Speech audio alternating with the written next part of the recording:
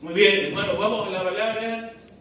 Quiero invitarle a acercarnos con libertad, con tiempo, sin apuro. Lucas capítulo número 15.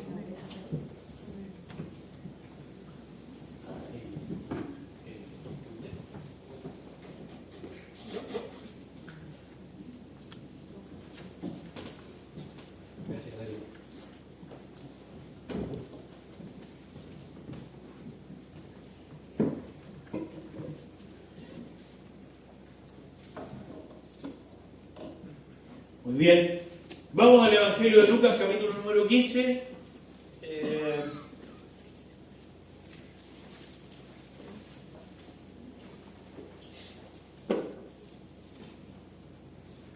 Queremos estar bajo la dirección del Señor. Queremos que este tiempo en la palabra sea un tiempo de bendición. Y cuando decimos queremos que la palabra sea de bendición, quiero explicar esto. Debemos ampliar nuestra comprensión de aquello. Porque si la palabra nos alegra, es una palabra de bendición. ¿Amén? Si la palabra nos corrige, es una palabra de bendición. Si la palabra nos mueve a un cambio, es una palabra de bendición. ¿Me entiendes? Si la palabra nos exhorta, es una palabra de bendición. Si la palabra nos mueve al arrepentimiento, es una palabra de bendición. ¿No? Queremos que la palabra sea de bendición, que el Espíritu Santo entre nosotros se mueva en libertad, nos guíe, nos lleve a la palabra y seamos cautivos a la obediencia de ella. Padre, en el nombre de Jesús te pedimos esto, lo que ya hemos mencionado, y que tu presencia y libertad se mueva entre nosotros, cautivados por tu palabra. No queremos conocimiento, no queremos solamente información, queremos que tu palabra, por tu Espíritu, imparta vida en nosotros. En el nombre de Jesús, tu Hijo, oramos. Amén. Amén. Muy bien.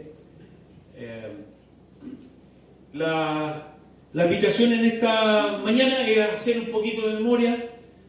Yo estoy con ustedes con las parábolas de Jesús y vamos avanzando en ello, aunque aquí nos vamos a detener un poquito más, como ustedes lo han visto. Y ahí tenemos, si logramos ver un poquito la imagen, la primera parábola que encontramos en el Evangelio de Lucas 15, y es la parábola de la oveja perdida. Algo ya abordamos de eso, ¿ya? Pero mire, para ir como hilando y conectando estas tres parábolas. La parábola de la oveja perdida es una parábola que nos habla del amor que valora. Hablamos que es una parábola que tiene muchas enseñanzas, muchas lecciones, uno aprende muchísimo, como lo fuimos viendo. Pero quiero que nos quedemos con este concepto. En la parábola de la oveja perdida, ¿qué es lo que encontramos? Encontramos el amor que valora. Hay personajes en las parábolas que tipifican o representan algo. Y ese es el desafío hermenéutico cada vez que nos acercamos a una parábola. Es decir, en la parábola de la oveja perdida, el pastor, ¿a quién representa? A Dios. En esa parábola de la oveja perdida, el pastor que sale a buscar una sola oveja teniendo 99, ese pastor está representando en esta parábola, está tipificando ¿a quién? A Dios. Entonces, la parábola de la oveja perdida nos está comunicando que Dios es ese pastor que te valora, que nos valora de manera individual. Mire, tenía 99 ovejas y probablemente tenía más bienes y tenía más campo y tenía camellos y que seguramente tenía, otros animalitos, ¿cierto? Pero dejó las 99 seguras y y se esmera perdidamente para buscar una sola. Eso es el amor que valora. En esta parábola mencioné una frase. Nadie busca aquello que no valora y que no le importa.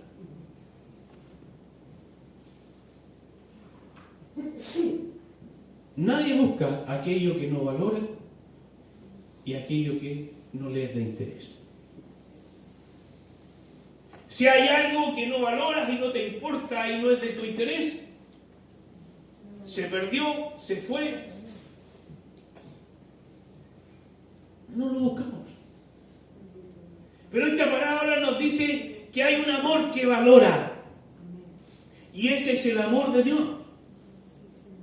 Que no importa si era una sola ovejita, que se descarrió, que se desvió, y una pregunta que hacíamos es ¿por qué esta ovejita se fue del redil?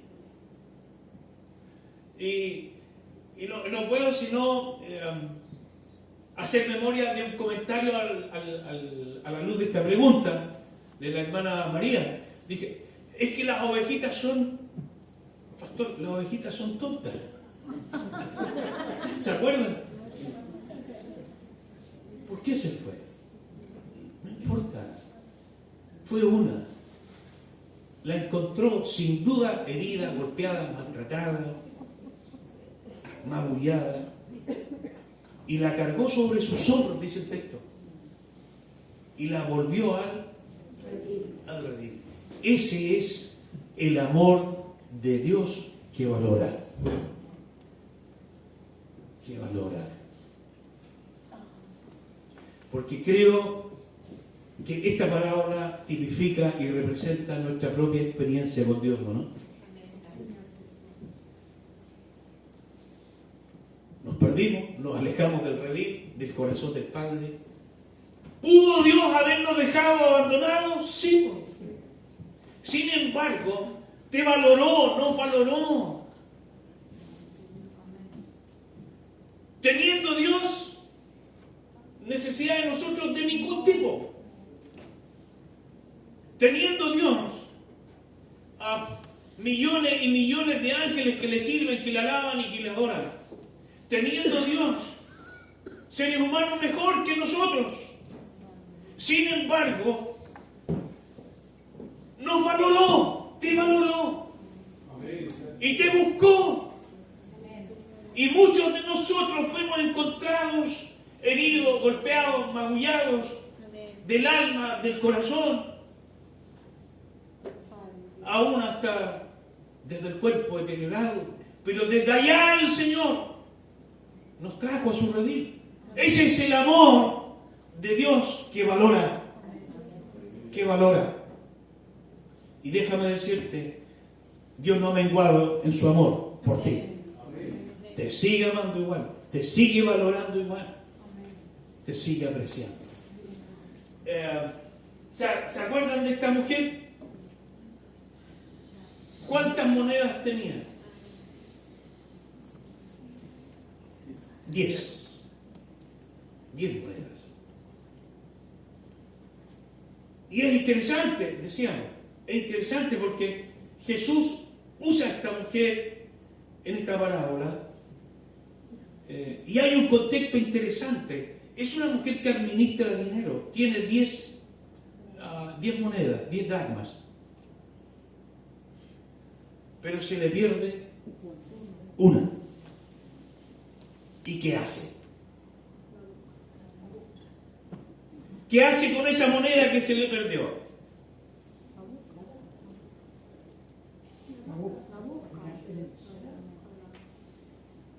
¿Sí se le ha perdido a usted 10 pesos? ¿Se le han perdido 10 pesos? ¿Hubo interés de buscar? ¿Se le perdieron a usted 100 pesos alguna vez? Pero cuando se le pierden 5 lucas,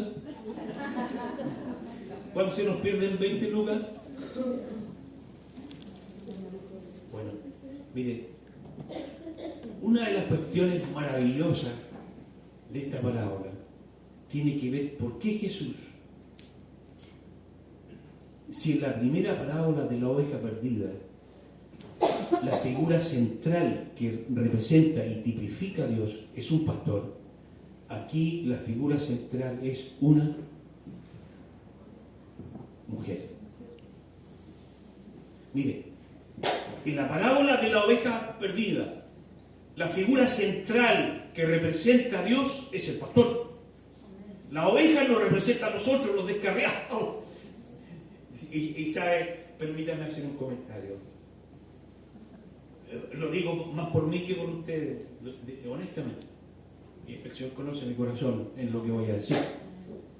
Uno podría estar aquí, uno podría estar asistiendo a misa todos los domingos, como dice la canción, o al culto todos los domingos, pero estar descarriado igual. Y lo digo más por mí que por ustedes. Pero aquí aparece una mujer. Y eso me mató. Porque se le pierde una moneda a una mujer que está administrando lo único que tiene, 10 monedas.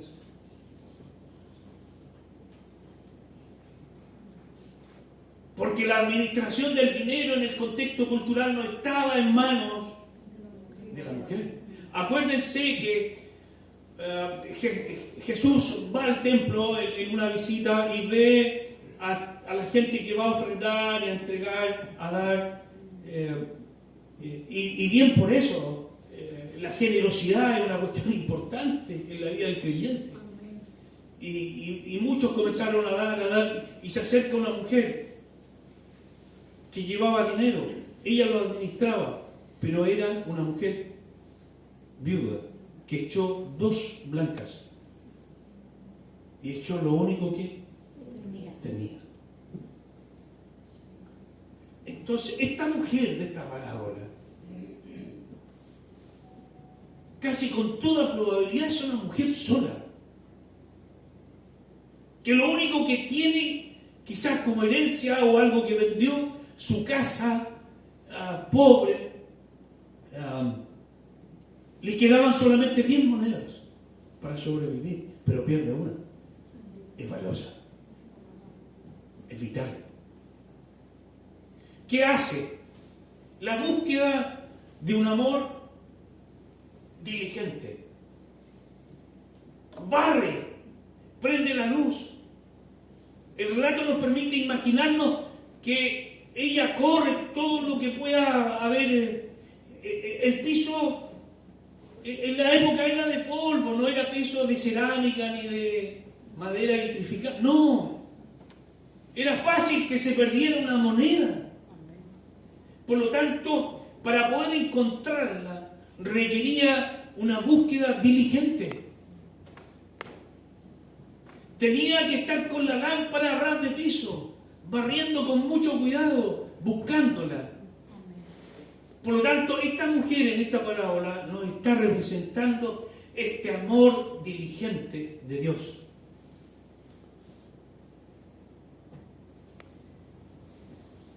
El amor diligente, que no se agota, que insiste, que va, que agotará todos los medios, todos los esfuerzos, hasta encontrar lo que se había perdido. Mire, hermanos queridos, yo creo que Dios no se va a rendir. No se va a rendir contigo, con nosotros, ni con aquellos que le pertenecen. El Señor va a insistir hasta traerlos al redil. Jesús dijo: tengo otras ovejas que también tendrán que ser traídas al redil. El Señor no se rendirá hasta volver sus ovejas al redil. ¿Cuántas veces, fíjense, amando nosotros en lo humano. Esto lo digo un poco para entender las proporciones y que esto va a ir creciendo de lo que es el amor y la gracia de Dios, para entender las proporciones. ¿Cuántas veces nosotros, amando honesta y verdaderamente, terminamos cansándonos? ¿O no?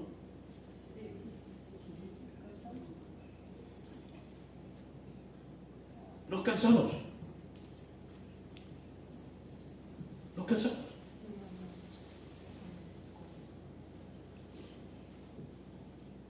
Aún amando, pero terminamos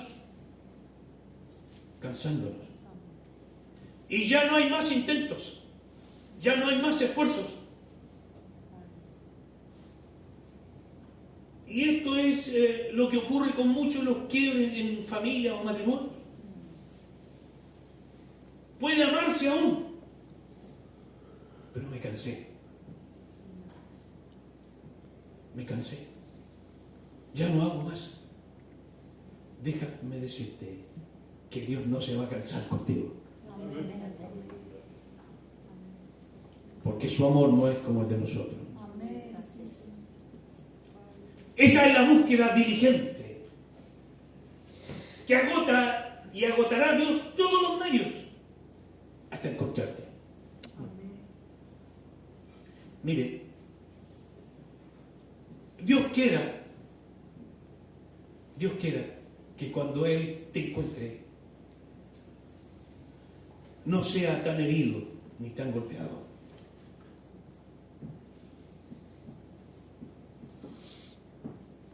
Dios quiera que sea así.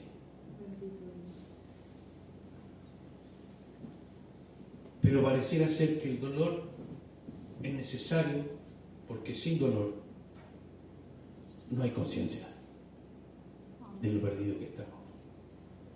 Y eso es lo que vamos a ver ahora.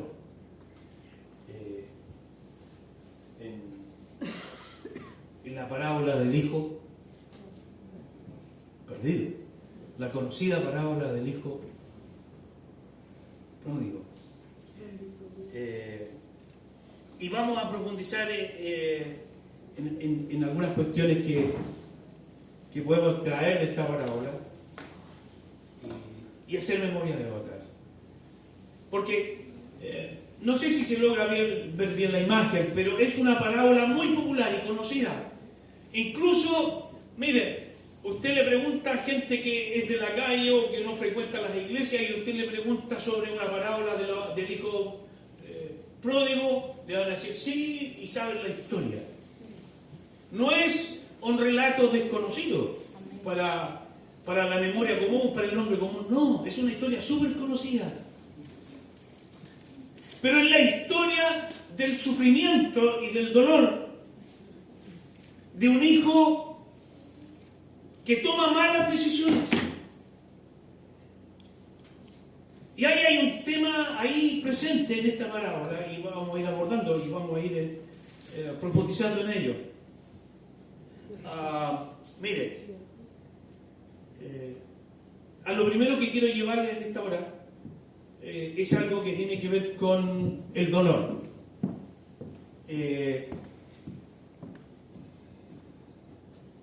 ¿Cuáles son las causas del dolor humano? Porque lo que tenemos en la parábola de Lucas 15, la parábola del hijo pródigo, es la historia del dolor de un hijo. Y es bueno preguntarnos para entender las causas del sufrimiento humano. Y permítanme, si usted tiene nota o lápiz, o si tiene buena memoria, lo felicito, pero siempre andar con un lapicito es útil. Desde la escritura me parece que hay 4 causas del dolor humano. Las menciono. La primera de ellas, o en términos de por qué sufrimos. Y esa va a ser una gran pregunta que la gente que se resiste a Dios se la va a plantear. Y es necesario Y es importante que podamos tener una respuesta. Porque hay gente que se resiste a creer en este Dios, en el Dios de la Biblia, y le va a decir, ¿cómo es posible que me estés hablando de un Dios de amor? Mira el dolor humano, mira la tragedia humana. Por eso no creo en Dios. Es el argumento de muchos. Y esa pregunta se la van a hacer. Y es bueno tener la respuesta. Sufrimos por 4 causas. Primero, sufrimos por cuestiones que pasan de manera natural en este mundo caído. Todos estamos en este mundo y el dolor está presente. Y sufrimos. Y sufrimos por causas naturales. Simplemente por causas naturales. Hay cuestiones de la naturaleza. Hoy día estamos sufriendo el frío. Es verdad que hay algunos que lo soportan mejor que otros. Pero, ¿es una cuestión natural? Sí, pues. ¿Le afecta a todos? Sí, pues. ¿Me entienden?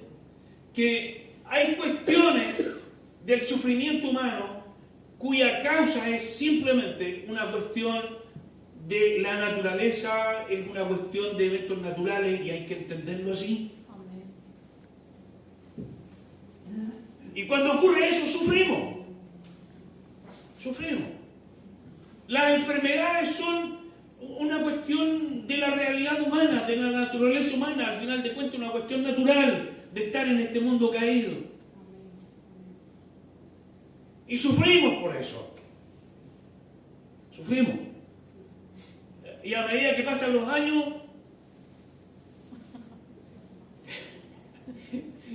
y nos vamos acercando a la tercera o cuarta edad ya, más complejo se hace el tema, pues. Más complejo.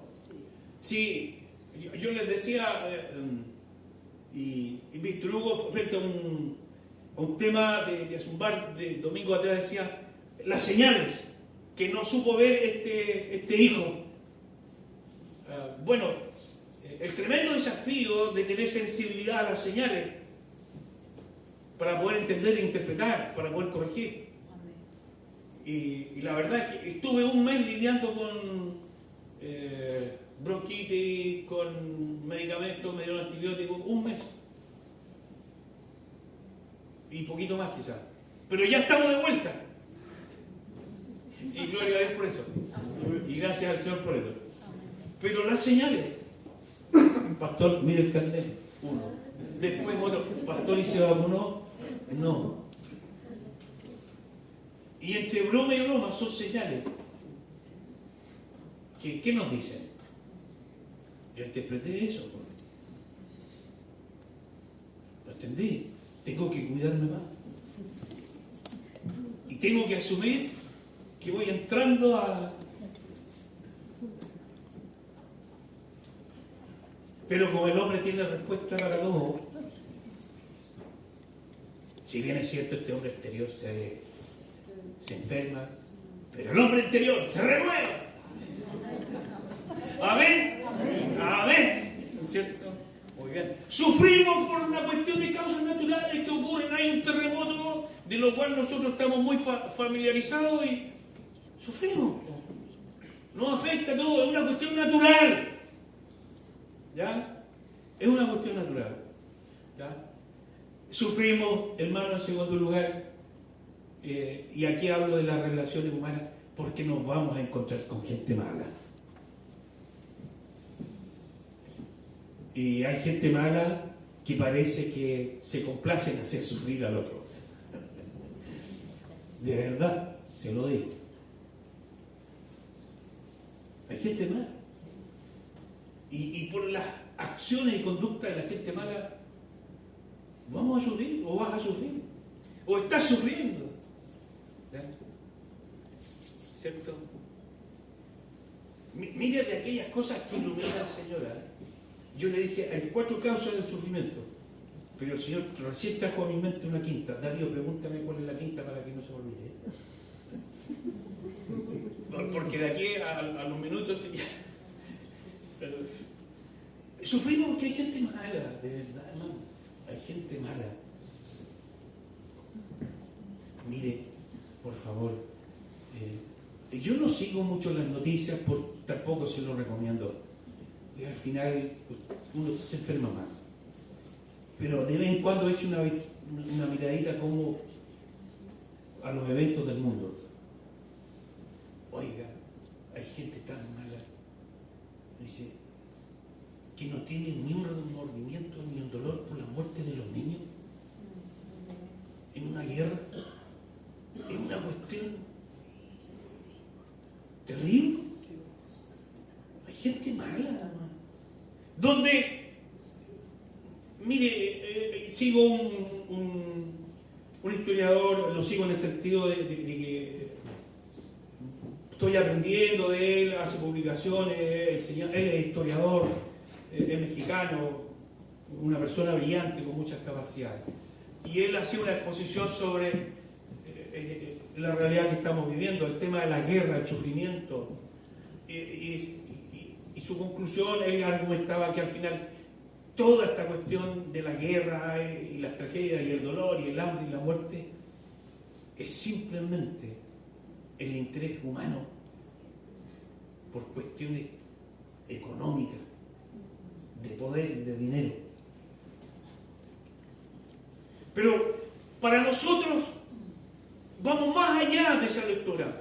Sabemos que esto es, si no el cumplimiento de la palabra, y oiréis de guerra y rumores de guerra, y habrá hambre y peste en todos los lugares, pero aún no es el fin. ¿Me entiende? Se sufre por la maldad de otros. En tercer lugar, sufrimos por nuestras propias y malas decisiones. Aquí ya no hay un evento de la naturaleza, ya tampoco hay la intervención de un tercero, de malas acciones, de gente mala o que tiene mal corazón. Qué tremendo es esto, mire. Yo no sé si el Señor está colocando palabras en mí ahora, o es más de mi propio corazón. Diciéndolo usted, de verdad se lo pido. Y es bueno que hagamos siempre ese ejercicio. Examine la palabra, retenga lo bueno. Juzgue si es voz de Dios o voz de hombre.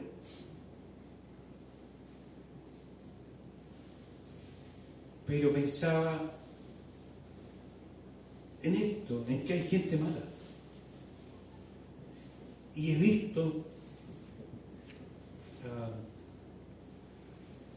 cómo el corazón del hombre puede, que es la causa y el motor de todas las acciones, cómo el corazón del hombre puede cambiar tan rápido, que del amor al odio hay simplemente un paso. Y uno ve tragedia de alguien que dijo, te amo, y te amo, y siempre te voy a amar. Ocurrió un hecho, y el corazón del amor se transformó al odio a tal punto que mató. ¿Cómo cambia el corazón del hombre? Sufrimos por nuestras propias y malas decisiones. Era lo tercero. Y la parábola del hijo pródigo, ¿qué es lo que es? Sino una clara explicación de esto. Todo el dolor de este hijo, la miseria, la pobreza, el dolor emocional, el dolor en su dignidad, el dolor físico, tenía hambre, el maltrato, todo ese dolor no fue sino el resultado de ¿qué? Mala decisión. Mala decisión. Cuarto, y esto es más excepcional, me parece. Sufrimos porque Dios lo permite para que a través de ese sufrimiento sus propósitos se cumplan. Es decir, la causa de ese sufrimiento es la acción directa de Dios. Ya no es un evento de la naturaleza, ya no es la maldad de otros, ya tampoco obedece a errores a partir de mis malas decisiones que me trajeron como consecuencia dolor. Ahora es la acción directa de Dios. Él es la causa de mi dolor. Está ahí, y por eso sufrimos. ¿Por qué lo estoy llevando a esto, hermano? Porque hay que entender el tema del dolor para poder interpretar y comprender mejor una parábola donde hay un hijo que está sufriendo. ¿Entiendes? Es la acción directa de Dios.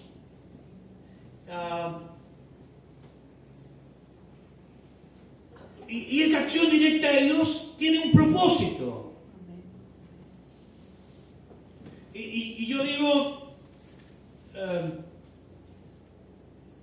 y esto se puede argumentar a partir de algunos eventos o historias o relatos.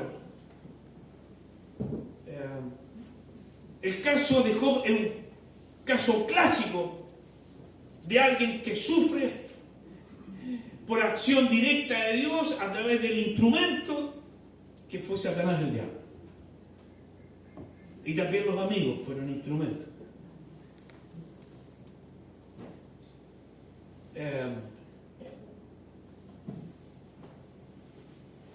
Jesús se encuentra con sus discípulos y hay una persona que es ciego de nacimiento. Y los discípulos le preguntan al maestro, porque el contexto de una persona que nacía ciega era pobreza, miseria, supervivencia, dependencia de otros. En muchos casos lo llevaban al lado fuera del templo, al lugar público donde transitaba gente, para que alguien movido a misericordia le dé una moneda y pueda sobrevivir. Eso es dolor, ¿o no? Dolor. Pues. Y los discípulos le preguntan, ¿quién pecó? ¿Este? ¿O pecaron sus padres? Y Jesús aclara el panorama. No pecó él, ni pecó sus padres. Porque no todo sufrimiento, no toda tragedia podrá ser explicada a partir de nuestros propios errores, a partir de un evento natural o a partir de la acción de gente mala. Hay sufrimiento que ha sido parte de esa voluntad y acción directa de Dios. Este ciego nació así para que en este tiempo el nombre de Dios sea glorificado, y Jesús sanó a ese ciego de nacimiento y el nombre de Dios fue glorificado, pero sufrió por 20, 30 años. Pero fue el propósito de Dios, fue la acción directa de Dios, no sé si me entienden. Entonces, por 4 razones hemos mencionado para entender el sufrimiento humano. Hay 4 causas que hemos abordado ahí, ¿cierto? La quinta de Dios, muy bien. De aquellas revelaciones se sufre también por amor, ¿o no? Darío, ¿lo está notando?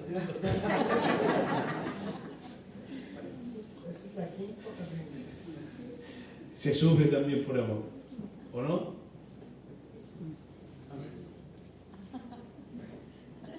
Amén, dice nuestro hermano Rodrigo. ¿Se sufre por amor? Sí. Y fuera de broma, mire, yo insisto en esto, porque eso de que se sufre por amor, mire lo que dice 1 Corintios 13. El amor es sufrido. Es lo primero que dice. Me parece. El amor es sufrido. Y esta es una de las paradojas del Evangelio y de la vida cristiana. Miren, me estoy yendo no para otro lado, pero es, efectivamente, se sufre por amor. Pero es ahí la paradoja. que cuando se habla de amor y de amar, se habla de esa retribución que uno espera y que me trae alegría, que me trae beneficio, que me trae paz, que me trae buen trato, no sé. Yo amo esperando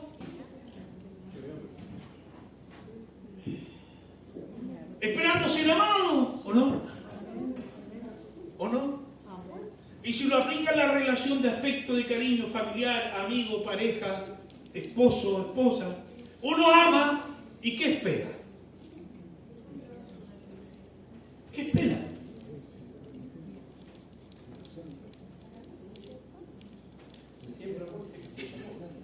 Si siempre hay amor,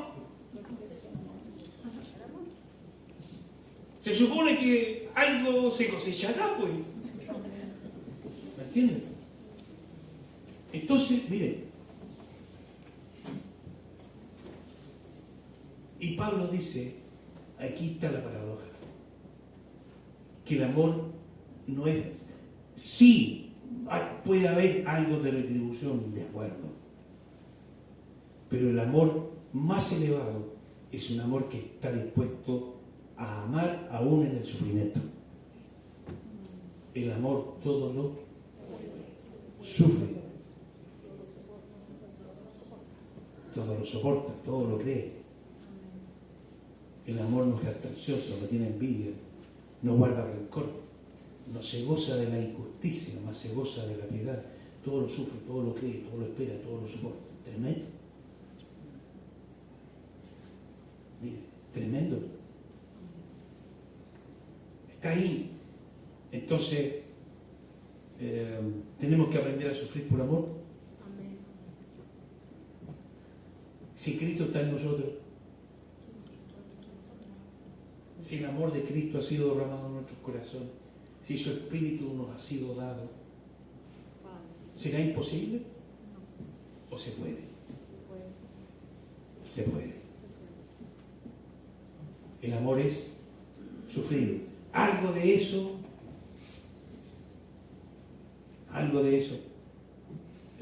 tiene que manifestarse en nuestra vida. Si es que estamos viviendo el Evangelio de Cristo, por amor Él sufrió, ¿no? ¿Entienden? Entonces, muy bien, no lo tenía anotado, Darío, pero ahí estábamos en las 5.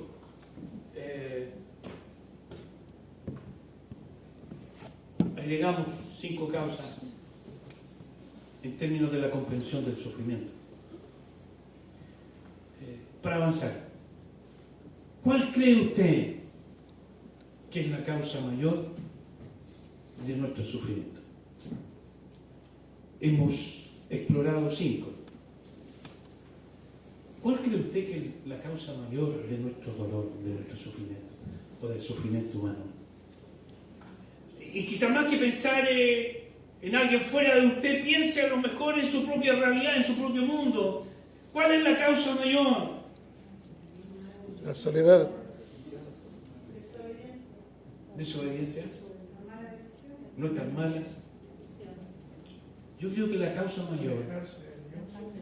mayor del dolor humano, de mi dolor, ha sido autocausado. ¿A partir de qué? De mis malas decisiones. Es un dolor a partir de mis propios hierros, de mis propias malas decisiones. Y aquí no es una cuestión natural, no es una cuestión de que alguien me hizo algo, no. Es una cuestión de mis malas decisiones. Y esas malas decisiones trajeron consecuencias, dolor. Porque toda acción tiene un...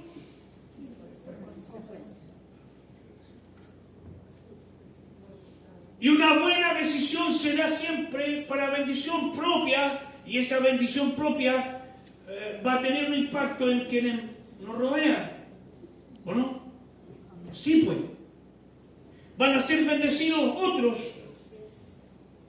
Lo mismo ocurre con las decisiones que nos acarrean dolor, decisiones mal tomadas. Me van a generar dolor, pero también hay otros que a lo mejor van a ser impactados y afectados por esas malas decisiones que tomé.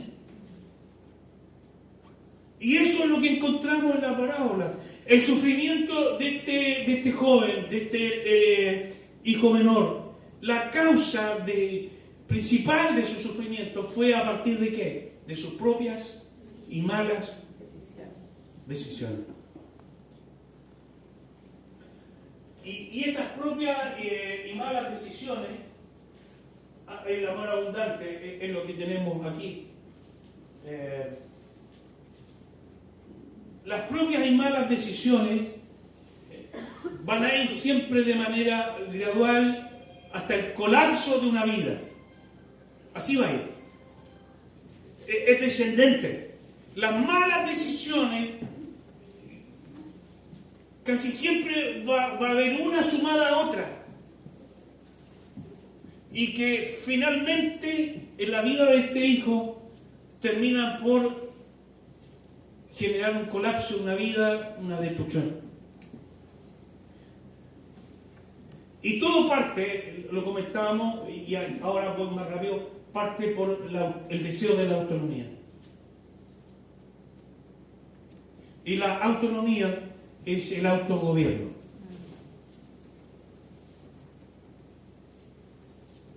A los 14 años, 13, 14 años, ya con más conciencia y más autonomía en mis decisiones, en mi vida.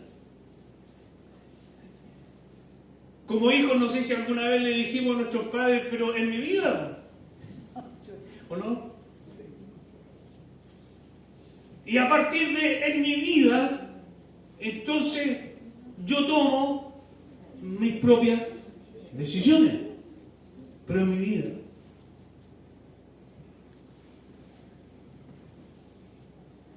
A los 14 años lo único que quería, me parece, lo comentaba así como muy privadamente, a los 14 años lo único que quería era tomar mis propias decisiones e irme lo más lejos de la casa. En mi vida. En mi vida.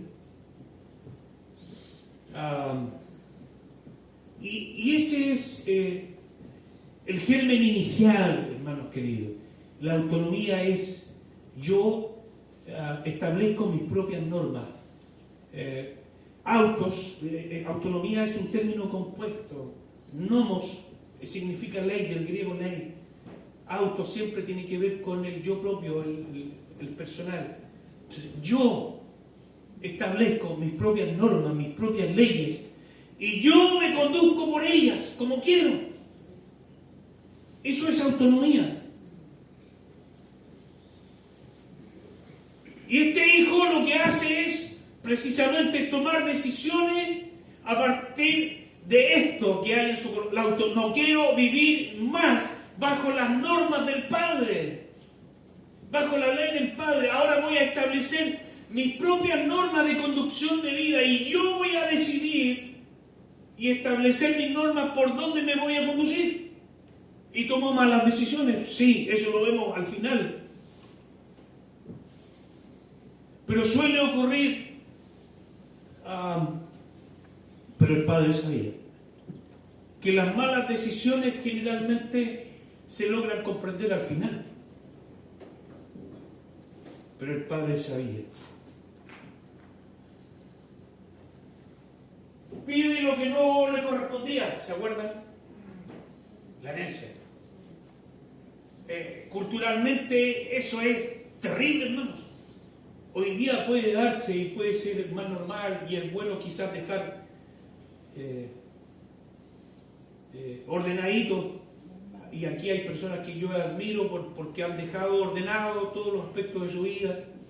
Bien, muchos reparten en vida y todo clarito y las decisiones ordenadito, imperio.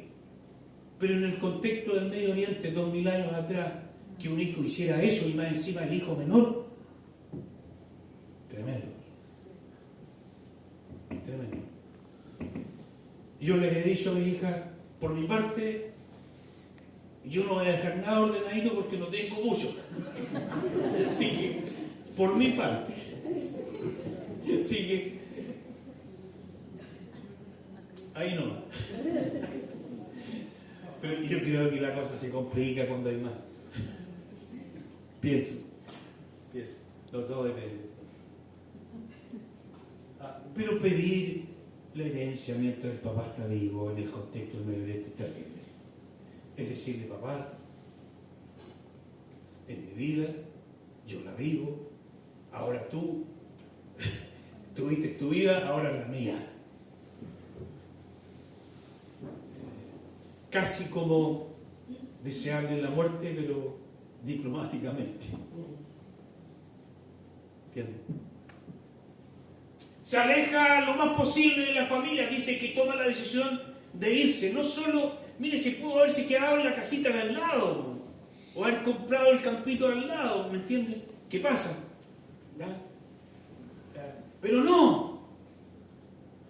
Él toma la decisión y va sumando una tras otra, y creo que autoconvencido que la está haciendo bien. Pero toma la decisión y se va lo más lejos de la familia, a un lugar apartado, a una región lejos. Es un detalle interesante después para ir profundizando en la palabra. Malas amistades y mala administración. Generalmente es así. Las malas amistades van a traer como resultado una mala administración. ¿Qué pasó con todos los recursos que recibió? Las malas amistades generalmente traen una mala administración.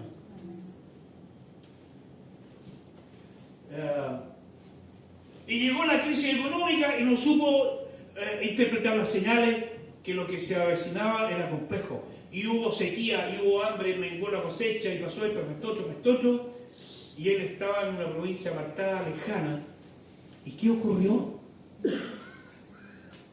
Y esto es casi ley, hermano. Porque son cuestiones de la vida. Tú tienes dinero, vas a tener amigos.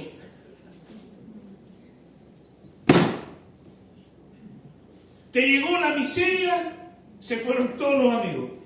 Eso es una cuestión que uno ve en la vida. Y no es solo una cuestión de un relato.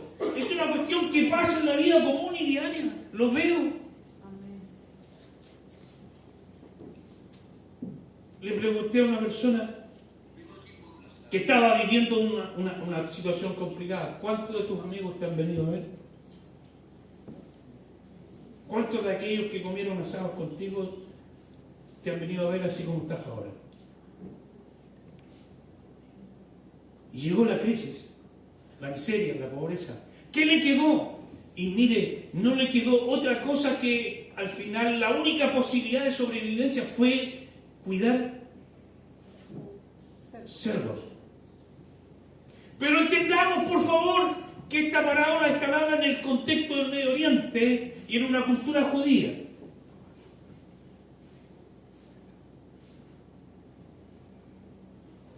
Y era tanta el hambre que deseaba comer, dice, de la comida que le daban a los cerdos. Pero qué terrible es eso, cuando el animal inmundo es el cerdo. Y toda esa connotación inmunda está ahí, representada en ese animal. Y en ese contexto del Medio Oriente, en la cultura judía, donde está esta parábola, este hombre tiene que tragarse toda su dignidad para sobrevivir. Y tuvo que cuidar cerdos, un animal inmundo. Y era tanta el hambre que deseaba comer de la misma comida que le daban a los cerdos. Entonces se da cuenta cómo hay una serie y una suma de malas decisiones que finalmente terminan en esto: una vida destruida, colapsó, dolor, sufrimiento. Le aseguro que se derramaron lágrimas a causa del dolor. Y como hombre, seguro que lloró, porque los hombres lloramos. Hermano Rodrigo me dice sí. Es con escondidos donde nadie nos ve, pero lloramos. ¿O no?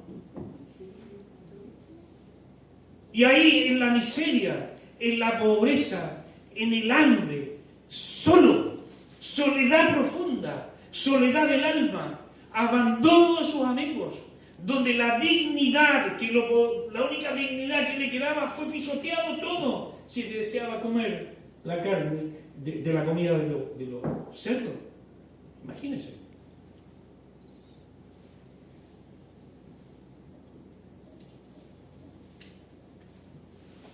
Y ahí me surge una pregunta. ¿Se puede salir de ahí? Sí. ¿Se puede salir de ahí? Tocó fondo. ¿Se puede salir de ahí? Se puede. Se puede.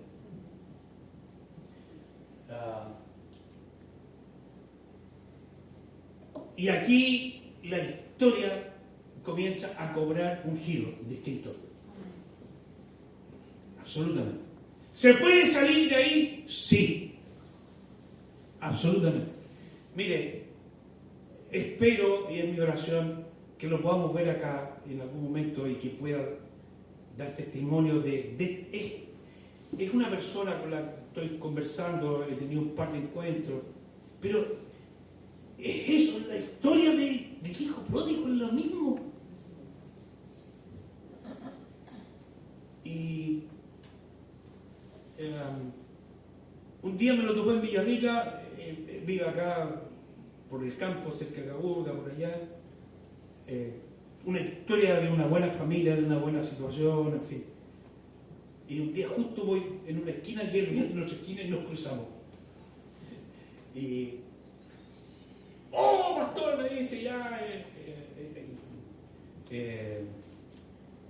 con harto valor, en fin, nos pusimos a conversar un poquito y tenía el brazo así. Así. Entonces, ya yo soy súper directo. Ya, no creo que andéis con la Biblia debajo del brazo, a ver.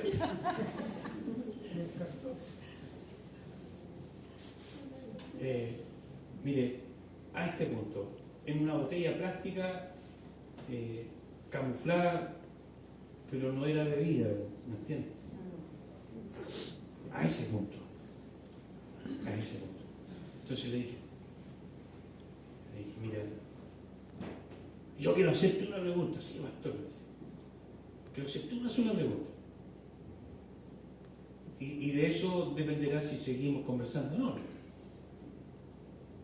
Pero le dije, mira, ¿te gusta cómo estás? ¿Te gusta la vida que llevas? ¿Te gusta así como huele? ¿Te gusta? Porque si eso es lo que quieres para ti y es lo que te gusta, yo ya no te digo nada más. Pues.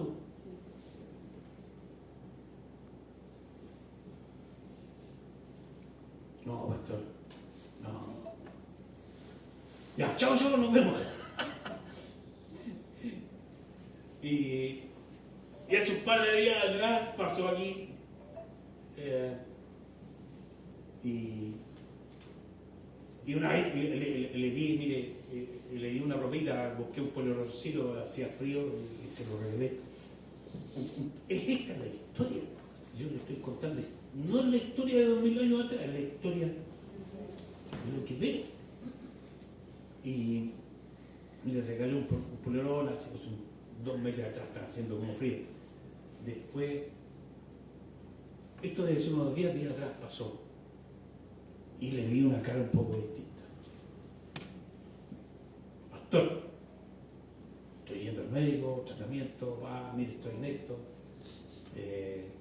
estoy bien, estoy con proyectos, mire, fui a Villarrica, estoy en un emprendimiento, en casa, en la cabaña, estoy con sueño, me decía. Sí, no le puedo negar que lucho, pero mire, ahí estoy de a poquito bajando la dosis. Me decía, Su cara era distinta. Y yo le dije, ya la firme, le dije, corta, le dije yo, ¿qué quería? No, pastor, yo no quiero nada. Si pasaba a saludarlo, no. Pero ¿sabe quién me está ayudando? Sí, el doctor, le dijo. Arriba, me dijo. De ahí viene mi fuerza. No sé si lo ve aquí o no, pero Dios está trabajando, hermano, allá afuera. También tiene otras ovejas de otros que tienen que volver a Dios.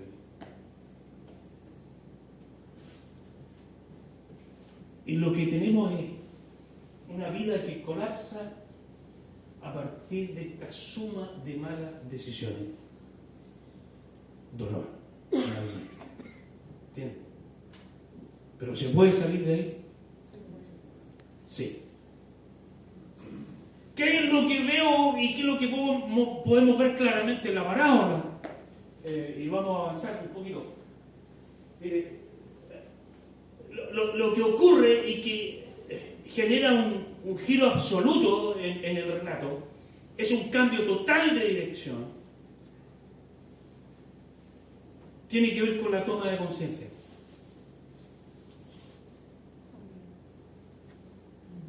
Y sabe usted que, lo digo porque la toma de conciencia no es una cuestión externa.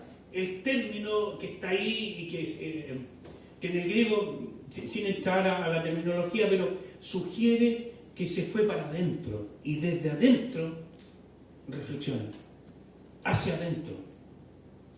La toma de conciencia no es otra cosa sino que es una cuestión de adentro, de la mente, del alma, donde la mano de Dios y su Espíritu puede llegar, es el clic. Y esa toma de conciencia es vital, es importante para el inicio de este giro de vida a 180 grados completamente. Así parte un cambio de vida con la toma de conciencia. Si no hay conciencia, olvídese. Y hay una conciencia en este hijo de sus errores. Él está consciente de sus errores y que su sufrimiento de hoy no fue sino el resultado de la suma de sus malas decisiones. Estoy consciente ahora de eso. Pero también estoy consciente que no me puedo quedar aquí entre los chanchos, entre los cerdos. No me puedo quedar aquí. Estoy consciente que mi vida tiene que cambiar. Entonces, él piensa para sí, hacia adentro. Él dice, ¿qué voy a hacer? La embarré, es toma de conciencia. Ahora dice, no me puedo quedar ahí. Está consciente de que tiene que cambiar. Entonces, ya sé lo que voy a hacer. Me voy a levantar. Y aquí hay una simbología maravillosa en este término, hermano. Preciosa. Porque este levantarse no es que él haya estado acostado, durmiendo en su cama y pensó, no. Este levantarse es una simbología maravillosa que representa el querer cambiar. Quiero que mi vida sea distinta. Y para que sea distinta me voy a levantar. Entonces, ¿qué entra ahora, aparte de la conciencia, a entrar en juego? Es la voluntad. Acciona la voluntad. Dice, me levantaré. Me levantaré hablando de que él, acuérdense de esto, de su condición. Ya no quiero estar más en la miseria en la que estoy. Ya no quiero seguir más en el estado en el que estoy. Me voy a levantar. Acciona la voluntad. Y esa voluntad que acciona Tiene que ver todo con cuestiones internas, la toma de conciencia, el estar consciente, la voluntad, son cuestiones internas. Reconoce qué es lo que merece. Él está consciente de que sus malas decisiones le trajeron dolor y que este dolor es lo que merezco. Es lo que merezco. ¿Entiendes? Reconoce lo que merece. Pero no me voy a quedar aquí. Me levantaré e iré a la casa de mi padre y le diré: Padre, he pecado contra el cielo, representando a Dios, y he pecado contra ti. Estoy plenamente consciente de lo que merezco. No merezco ser llamado tu hijo. Mi mayor expectativa es llegar a ser un siervo, un trabajador, nada más. Eso es mi expectativa, porque estoy consciente de mis decisiones y de lo que merezco. Pero acciona, ¿entiendes? Y ahí está la confesión y la acción. Y todo esto, hay un concepto bíblico que lo resume: el arrepentimiento.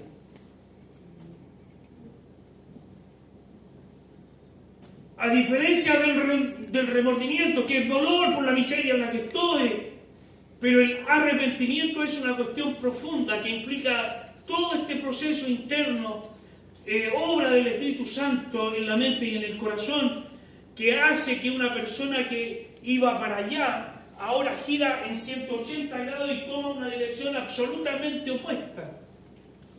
Hay un cambio radical, total.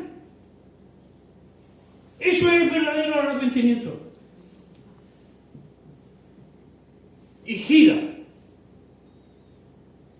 Y permítanme comentar algo que está ahí en el relato, que es de aquellas cuestiones que pueden sernos útiles, hermanos queridos.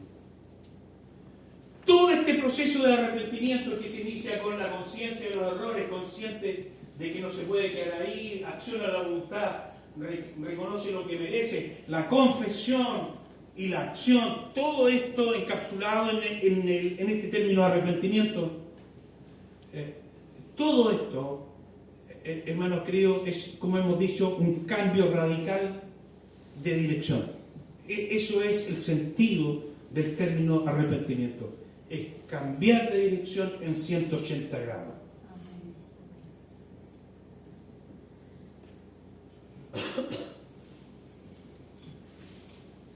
Y finalmente actúa así. Y toma la decisión, abandona su vida, renuncia a todo lo que tiene que renunciar, y tal como está, sin maquillaje, sino tal como está, decide volver a la casa de su padre, en el mismo estado en el que está. En el mismo estado. No se cambió ropa, no se puso zapatos, tal cual está. Es una cuestión interesante. No buscó la mejor ropa para dentro de lo que tenía para llegar a donde su papá, ni buscó el mejor perfume. Tal cual estaba, retorna a la casa de su padre. Tremendo. Eso es tremendo, hermano. Discúlpenme en mi apasionamiento, pero a veces nosotros mismos, la iglesia, sin comprender esto, a veces queremos maquillar a las personas para que no lleguen tan sucias a Dios. Y los maquillamos y, oye, deja esto, doctor.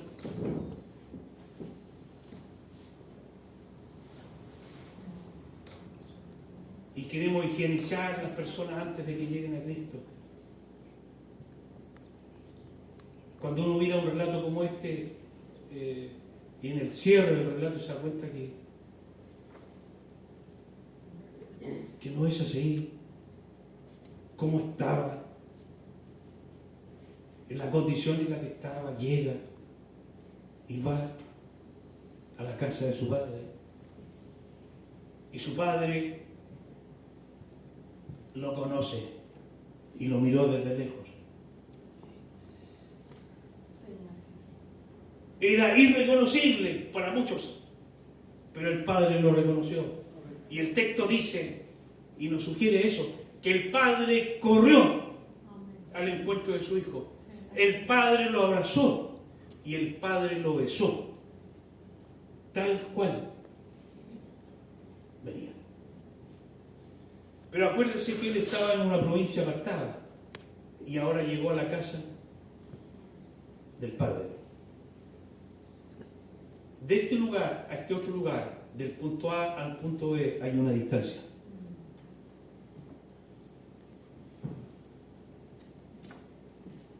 Hay una distancia que recorrer. Hay un camino que recorrer. Está ahí el término, camino. Hay un camino que recorrer. Termino con esto, hermano.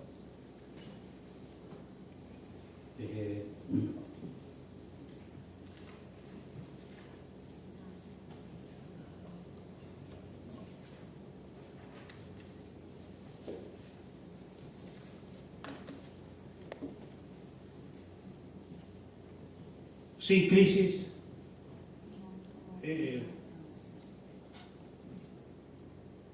no voy a ser dogmático y absolutista en esto, pero yo diría que casi por regla general, sin crisis no hay. Podría haber algunas excepciones, pero sin crisis, yo diría que no hay toma de conciencia. Si no hay crisis de vida, no hay toma de conciencia. Si no hay algo que nos golpee y nos remezca, no hay toma de conciencia. Si no hay dolor, no hay conciencia de la tragedia.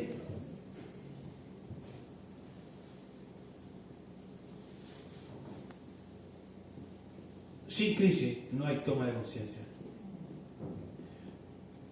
Una de las cuestiones que, aunque no está explícitamente en el relato, pero podemos concluir absolutamente, es que cuando el hijo comienza a tomar decisiones, él creyó que la estaba haciendo bien. Pero el padre sabía cómo iba a terminar la historia. Lo sabía.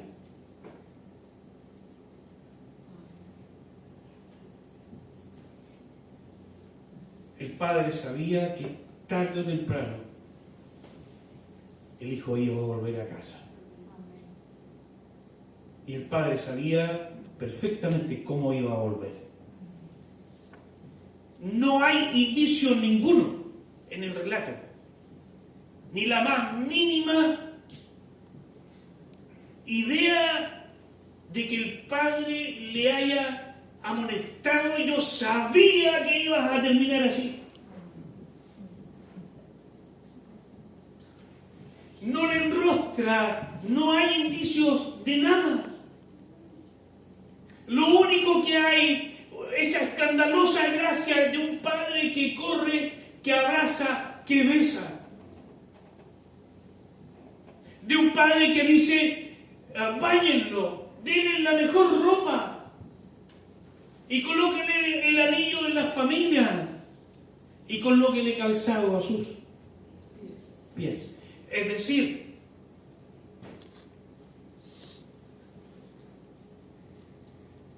que la transformación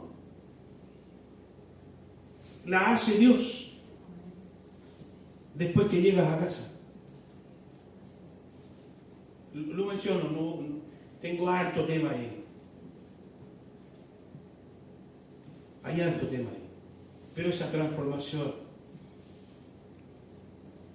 de los harapos viejos a los nuevos, a la vestimenta bella y hermosa, la hace Dios. Cuando uno vuelve a casa. El esclavo anda descalzo y así llegó. Pero cuando llegó a casa, se le puso calzado.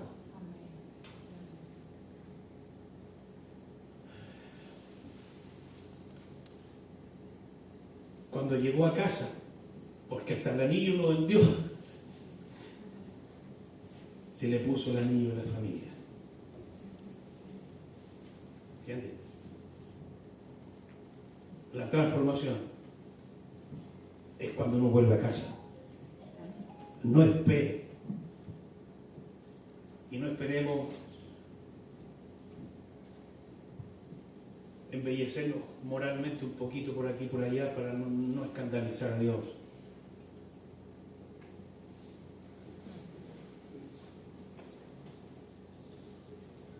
El arrepentimiento, como hemos dicho, no es lo mismo que remordimiento. No es lo mismo. Y lo que encontramos en esta parábola es un arrepentimiento profundo, genuino, que se expresa en un cambio total de dirección. El remordimiento tendrá su espacio, pero la Biblia nos habla de arrepentimiento.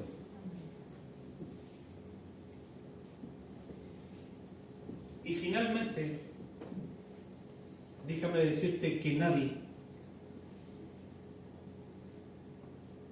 nadie vuelve al lugar donde sabe que va a ser rechazado. Nadie. A veces el ser humano comete la idiotez sabiendo que va a ser rechazado, vuelve ahí mismo. Pero nadie vuelve donde sabe que va a ser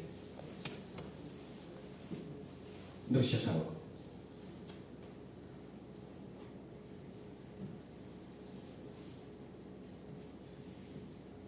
Este hijo decide volver ¿dónde? A la casa de su padre.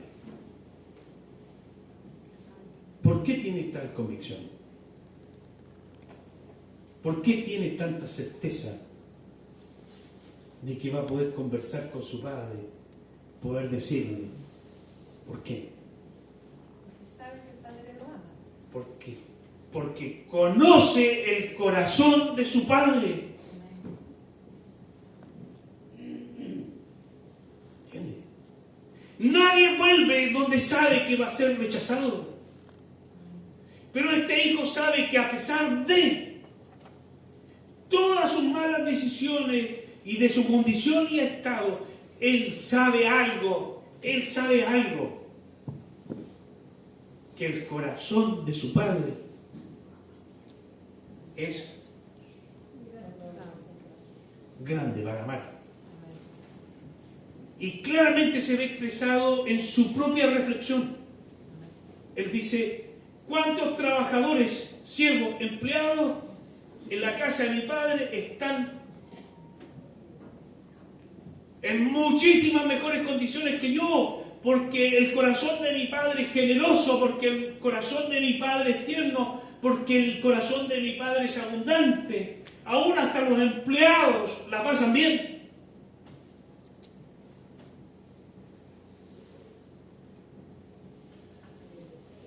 Nadie vuelve donde sabe que va a ser rechazado. En la más interna de su alma, este hijo sabía del amoroso corazón del Padre. Tremendo. Por eso vuelve a la casa del Padre. El Padre esperó pacientemente hasta ese momento y llegó.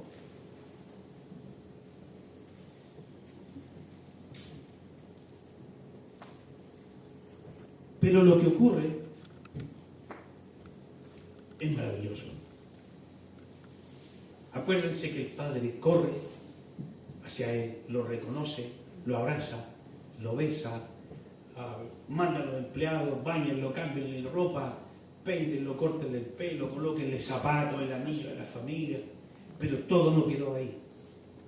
Vamos a profundizar más este concepto probablemente el próximo domingo, pero no quedó ahí. Hubo una gran fiesta. Se mató el becerro gordo, el becerro encebado.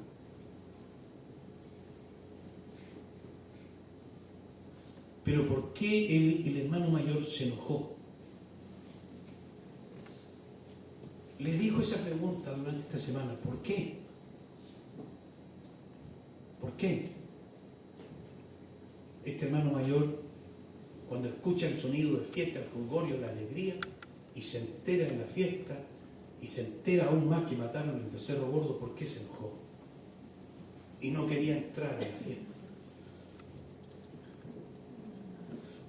Estudia el relato.